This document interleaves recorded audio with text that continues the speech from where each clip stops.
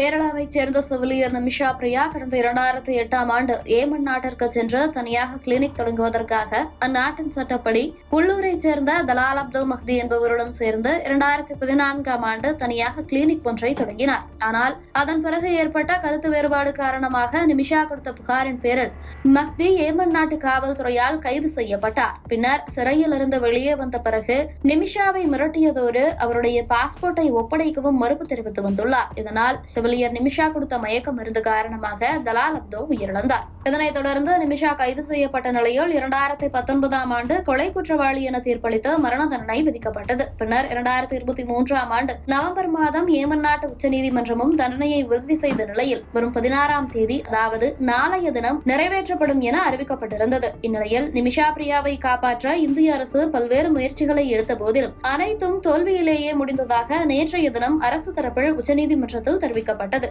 நிமிஷா பிரியாவை தூக்கிலிடும் தேதி நாளை, அதாவது ஜூலை 16 என்ற நிலையில் அவரது தண்டனையை நிறுத்தி வைப்பதற்கு தற்போது வேறு வழியில்லை என்றும் மத்திய அரசு உச்சநீதிமன்றத்தில் தெரிவித்திருந்தது. இந்நிலையில்தான் நிமிஷா பிரியாவை காப்பாற்றுவதற்கு கடைசியாக ஒரு வழி பிறந்துள்ளது. கொலை செய்யப்பட்ட தலாலின் குடும்பத்தினருடன் மற்றொரு கலந்துரையாடல் நடைபெற்று வருகிறது. தலாலின் நெருங்கிய உறவினரும் ஹூதைதா மாநில நீதிமன்றத்தின் தலைமை நீதிபதியுமான ஷேக் ஹபீப் உமர் இந்த உரையாடலில் பங்கேற்றுள்ளார். தண்டனை விசாரணையை ஒத்திவைக்க அட்டர்னி ஜெனரலுடன் இந்த கூட்டம் நடைபெற்ற நிலையில் தற்போது மரண தண்டனை தற்காலிகமாக நிறுத்தி வைக்கப்பட்டுள்ளதாக அறிவிக்கப்பட்டுள்ளது. பிரபல அறிஞரும் சூஃபி ஷேக் ஹபீப் உமர் பின் ஹக்ஃபீலின் தலையீட்டின் மூலம் தலாலின் குடும்பத்தினர் தண்டனையை மறுபரிசீலனை செய்ய வற்புறுத்தப்பட்டு வருகின்றனர். ஒருவேளை பிளட் மணியை அக்குடும்பத்தினர் ஏற்றுக்கொண்டு நிமிஷாவிற்கு மன்னிப்பு வழங்கினால் நிமிஷாவின் மரண தண்டனை ரத்து செய்யப்பட்டு அவர் நாடு திரும்ப வாய்ப்புள்ளது. கடைசி ஆயுதமாக நிமிஷாவின் குடும்பத்தினர் பிளட் மணியை மட்டுமே நம்பியுள்ளனர். தற்காலிகமாக அவரது மரண தண்டனை நிறுத்தி வைக்கப்பட்டுள்ளது.